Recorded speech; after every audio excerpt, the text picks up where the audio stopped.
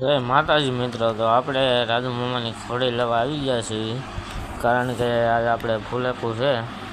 તો રાજુ મામા જો સામાન બામાન માંડીને બારી કાઢી દે છે, પછી આપણે હાઈકીને જવાનું છે. આગળ આગળ જોતા રહીજો.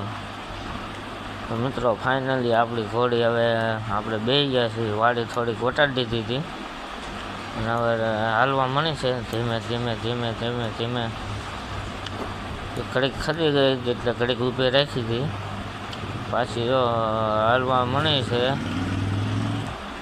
કંઈક બાદરૂપ થઈ જાય છે, કારણ કે હજી સડા વસેરી છે. અત્યારે ઘડીક પોરો દીધો છે, કારણ કે રોડ બહુ લાંબો હતો એટલે પોરો દેવો પડે. પોરો દીધો છે. આ ઉદયભાઈ ની બધા હારે હતા, અમે 4 જણા હતા. ઉદયભાઈ તો કેટલા હરખમાં છે. ને એમ કરતાં કરતાં પછી ધીમે ધીમે ધીમે કેવી કાનહોરી માંડીને ઘોડી હાલી જાય જુઓ તમે, એવું છે. ને પછી સીધા પહોંચી ગયા આપણે ફૂલેકામ જો આપણે હાલતી નથી આગળ, કારણ કે આગળ ફડાક્યા ફોડે એટલે બી ગઈ છે, એટલે વાયથી મારે છે તોય હાલતી નથી. પછી આપણે પ્રેમથી લઈ લેવાની છે. હમણાં જોજો, જો હવે હાલવા મળશે.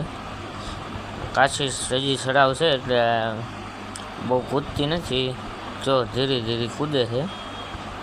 પાછી થોડીક હાલે છે, એનો વાંધો નહીં.